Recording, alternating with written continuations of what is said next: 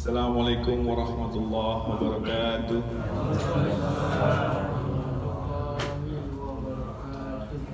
Alhamdulillahirabbil alamin. Wassalatu wassalamu ala asrofil anbiya'i wal mursalin wa ala alihi wa sahbihi ajma'in, amma ba'du. Puja puji syukur hanya untuk Allah, yang mana pada hari ini kita masih bisa diberi nikmat iman, nikmat Islam, dan juga nikmat sehat, sehingga kita bisa hadir di tempat yang mulia ini melaksanakan sholat zuhur secara berjamaah. Salawat teriring salam tak lupa kita sampaikan kepada Nabi kita Nabi Muhammad sallallahu alaihi wasallam beserta keluarganya, sahabatnya, dan juga kita yang hadir di sini. Insyaallah istiqomah menjalankan sunnah-sunnahnya hingga akhir nanti. Amin ya rabbal alamin. Untuk seperti biasa pada kajian Selasa pada zuhur ini kita ada kajian yang insyaallah hari ini akan diisi oleh Ustaz Al-Mirzad Romza MPD dengan tema lanjutan yang kemarin, yaitu 4 amalan menuju surga. Kira-kira jamaah ada yang ingat gak kemarin 2 amalan itu? Pak Iwan tadi sudah dinimak. Lupa. Oh, boleh lupa ya? Mungkin nanti diingatkan lagi ya. Demikianlah yang bisa saya sampaikan. Bila taufik wal hidayah. Wassalamualaikum warahmatullahi wabarakatuh.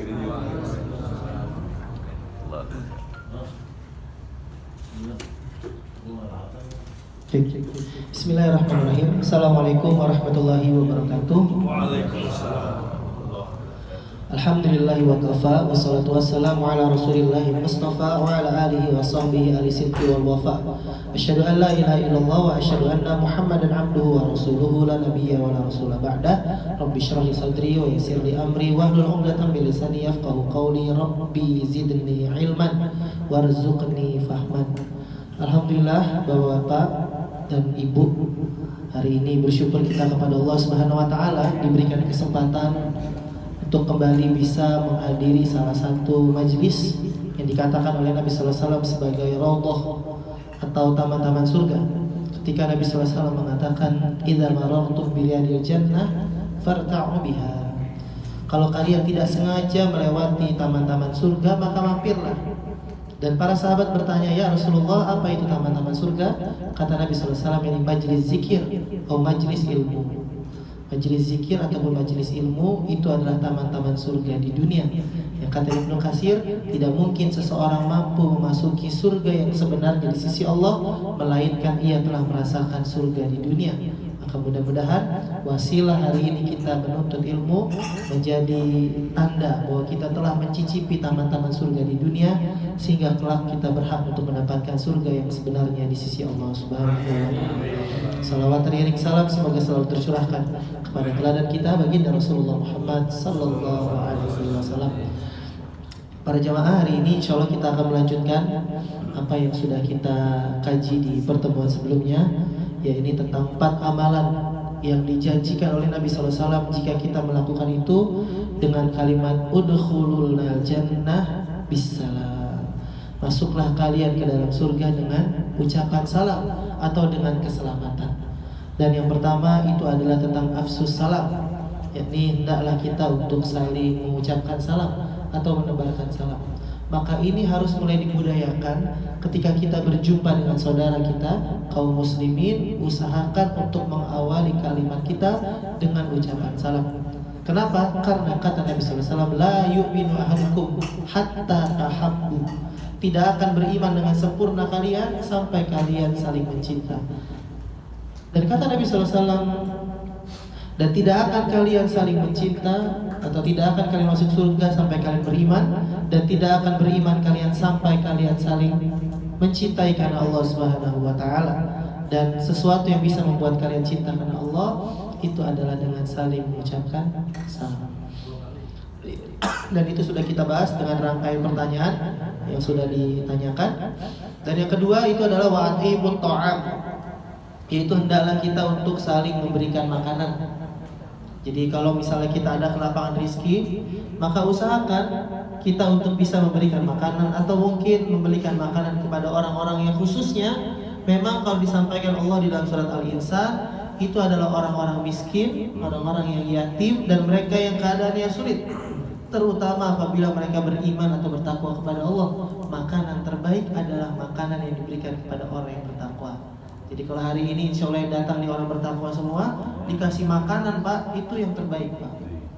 Jadi makanan terbaik itu makanan yang diberikan kepada orang yang bertakwa. Maka insya Allah kalau kita cerdas di dalam beramal, kita akan mengetahui celah-celah yang mana yang jika kita lakukan bisa mengantarkan kita ke dalam surga Allah Subhanahu wa taala. Maka hari ini kita masuk kepada poin yang ketiga dan yang keempat, yakni setelah afsus salam wa at'imut ta'am, yang ketiga adalah wasilul arham atau menjaga silaturahim. Ketika Allah Subhanahu wa taala berfirman di dalam surat An-Nisa ayat pertama, insyaallah ini kita hafal semua ya. Ya ayyuhan nasu taqu rabbakum alladzi khalaqakum. Wahai orang-orang yang beriman atau wahai orang manusia, hendaklah kalian itu bertakwa kepada Allah karena Allah telah menciptakan kita dari diri yang satu. Siapa itu? Nabi Adam alaihissalam. Dan juga diciptakan kalian dari Hawa. Hawa itu artinya sesuatu yang dihidupkan, Pak. Karena Hawa itu memang diambil daripada tulang rusuk Nabi Adam alaihissalam, dihidupkan. Dan juga hendaklah kalian untuk menjaga silaturahim di antara kalian. Maka ayat ini adalah ayat yang menjadi dalil utama untuk menjaga silaturahim di antara kita. Banyak yang bertanya, yang benar itu silaturahim atau silaturahmi? Rahim atau rahmi? Rahim. Sebenarnya kalau penjelasan para ulama yang lebih tepat itu adalah silaturahim. Karena sila itu artinya menyambung, rahim itu ya rahim. Maka Imam Al-Qurtubi ketika menjelaskan ini di dalam tafsirnya, beliau memilih pendapat bahwasannya silaturahim itu maknanya dua. Silaturahim yang pertama yang maknanya khusus adalah memang betul menjaga hubungan yang satu rahim. Adik dengan kakak, orang tua dengan anak, anak dengan orang tuanya. Silaturahim baik rahim yang satu ataupun rahim yang jauh. Artinya dengan sepupu, uwa dan lain sebagainya. Itu masih satu. Atau kata Imam Qurtubi, makna daripada silaturahim yang lebih jauh lagi adalah rahim daripada ibunda Hawa. Atau ukhuwah Islamiyah, karena pada dasarnya kita ini adalah lahir dari satu rahim yang sama. Kalau diurut-urut sampai ke atas kan kakek moyang dan nenek moyangnya sama, yaitu ibunda Hawa dan juga Nabi Adam alaihissalam. Maka maknanya dua. Silaturahim maknanya dua. Yang pertama adalah menjaga hubungan di antara sesama saudara kalau bahasa kita. Sedarah gitu ya. Sedarah, betul, kalau mudahnya sedarah.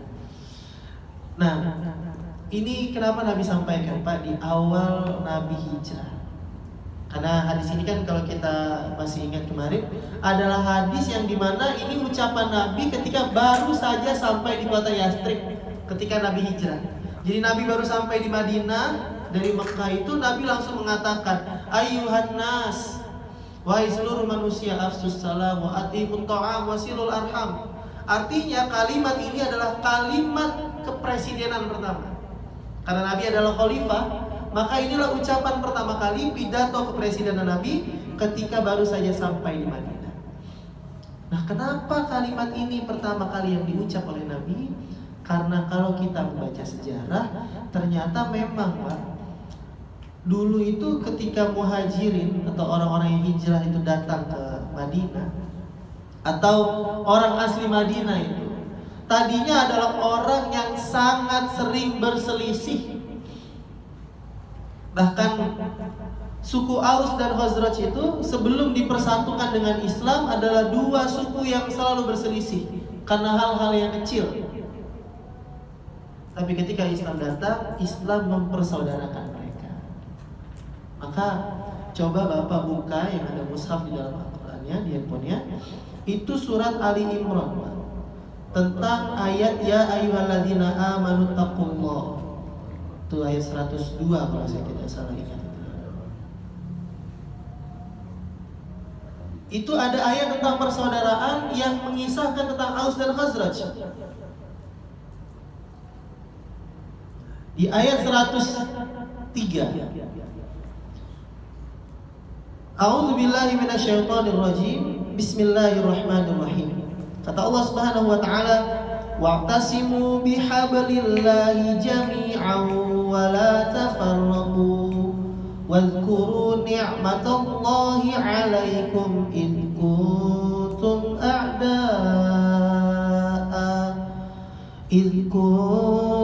a'da'an fa'alafa baina qulubikum fa'asbahtum bi ni'matihi ikhwana wa kuntum ala shafa hufratin minan nar fa'anqadhakum minha kadzalika yubayyinullahu lakum ayatihi la'allakum tahtadun." Kata Allah Subhanahu wa taala, ini mengisahkan tentang suku Aus dan Khazraj. Dan berpegang teguhlah kamu semuanya pada tali agama Allah. Ini maksudnya dengan al-Islam. Jadi kita diminta untuk benar-benar berpegang kepada al-Islam ini, Pak, kepada tauhid, kepada iman kepada Allah SWT. Janganlah kamu bercerai-berai.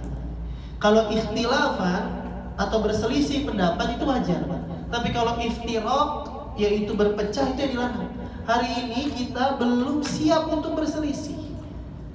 Jadi kalau ada perselisihan sedikit, yang ada adalah perpecahan. Maka kalau kaidah dari para ulama itu, belajar dulu bersaudara sebelum belajar atau sebelum untuk ada perselisihan pendapat. Kenapa? Karena kalau kita sudah mulai berselisih pendapat tapi belum siap untuk bersaudara, yang ada adalah perpecahan. Dulu sempat heboh kan Pak, ada di sebuah pertemuan DPR itu sampai lempar-lemparan kursi. Atau di pertemuan musyawarah tingkat daerah atau tingkat nasional yang dilakukan oleh partai-partai politik, itu sampai lempar-lemparan kursi. Kenapa? Tidak siap untuk berselisih pendapat. Yang ada mereka adalah berpecah. Maka di sini Allah sampaikan rumus atau prinsip umumnya, kalau kalian itu ingin tidak bercerai-berai, berpeganglah kepada tali agama Allah. Dan ingatlah nikmat Allah kepadamu ketika dahulu kamu masih jahiliyah, yaitu kamu masih bermusuhan, lalu Allah mempersatukan hatimu. Ini kaidah yang kedua, Pak. Jadi kalau orang itu mau bersatu, yang disatukan pertama itu hatinya, bukan fisiknya. Mohon maaf ya, Pak. Di ayat Al-Quran itu kalimatnya begini, tahsabuhum jami'an wa qulubuhum syatta. Kalian kira mereka itu bersama-sama, padahal mereka itu hatinya bercerai-berai. Ini bapak-bapak duduk, kelihatannya kan bareng Pak. Kita nggak tahu di satu sama lain, mungkin ada yang hatinya punya hasad, ada yang malas duduk sebelah orang itu karena lihat mukanya aja males. Atau ketika dia datang itu kedengeran, ya datang lagi tuh. Nah itu kelihatannya doang duduk bareng, padahal wa qulubuhum syatta, hatinya tuh jauh. Maka orang itu kalaupun fisiknya jauh tapi hatinya dekat, rasanya itu rindu terus, Pak. Rasanya itu selalu seperti dekat. Kenapa? Memang pertama kali itu yang harus dipersatukan adalah hati. Dan Islam itu mempersatukan hati kaum muslimin dengan kecintaannya kepada Allah dan Rasulnya. Walaupun kita dengan saudara kita mungkin yang di Palestina itu jauh, Pak, tapi kalau hatinya dekat, dia terasa seperti saudara. Penderitaan yang ada di sana sangat terasa dengan kita. Maka ini penting untuk kita semua, bahwa kita itu harus mempersatukan hati-hati kita. Biasanya hati itu bersatu disebabkan visi tujuan yang sama.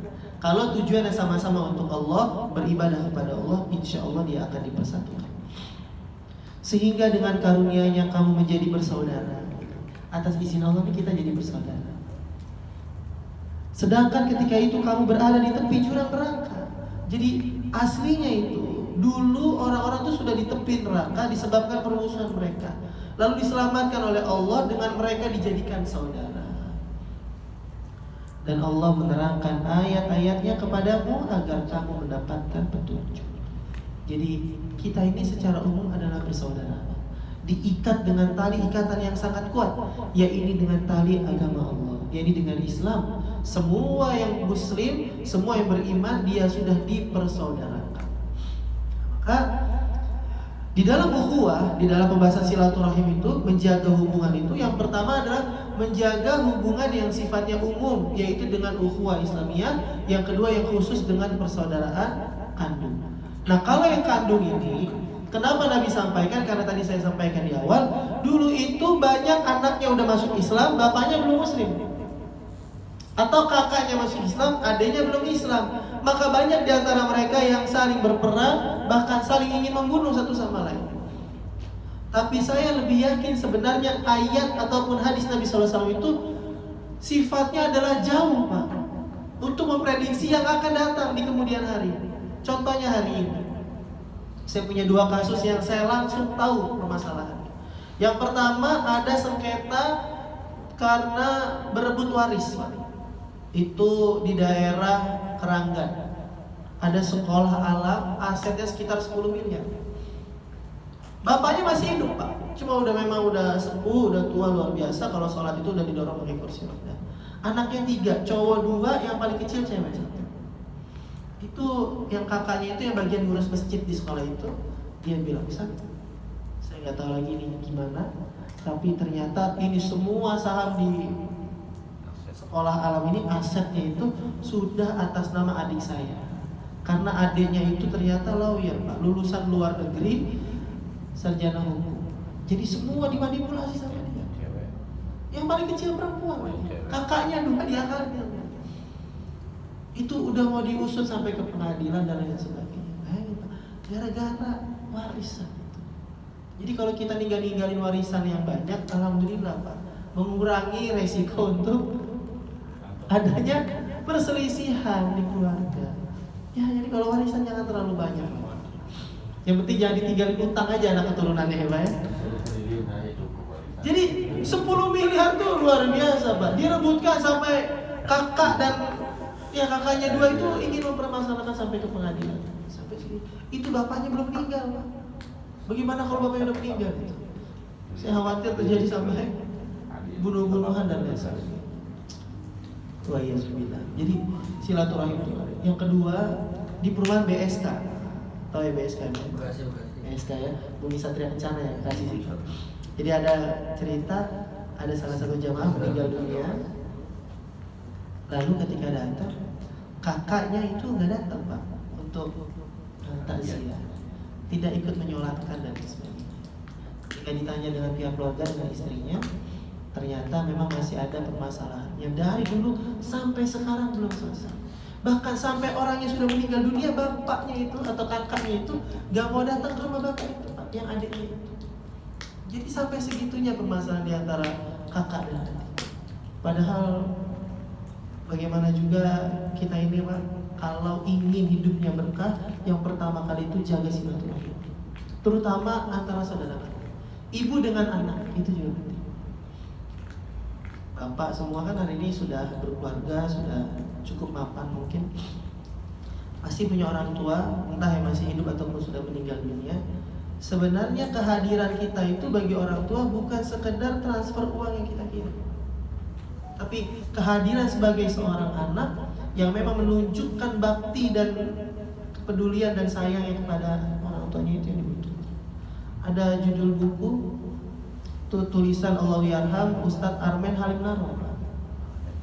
Itu judulnya Surat Cinta untuk Ibuku. Kalau saya tidak salah judul itu terkait dengan surat cinta. Jadi itu adalah bagaimana kisah tentang seorang ibu yang mengirimkan surat kepada anaknya. Anaknya yang dulu sudah dirawat, dibesarkan dan sebagainya, sekarang ketika sudah menikah, orang memuji anaknya. Anaknya itu anak yang hebat, berhasil, sukses. Tapi ibunya tidak merasakan kesuksesan daripada anaknya itu. Ibunya hanya merasakan dibelikan rumah, disiapkan tempat tinggal yang baik. Tapi kehadiran si anak itu yang ternyata dibutuhkan oleh orang tuanya. Jadi keberkahan kita itu ada pada orang tua kita. Maka kalau ditanya mana silaturahim yang paling agung, jagalah silaturahim dengan orang tua, dengan kakak dan adik kita. Apa kata Nabi SAW? Man ahabba ayyubsata lahu fi rizqihi wa yunsa'u lahu fi atharihi falyasil rahimah. Barang siapa yang ingin Allah memanjangkan umurnya, barang siapa yang ingin Allah lapangkan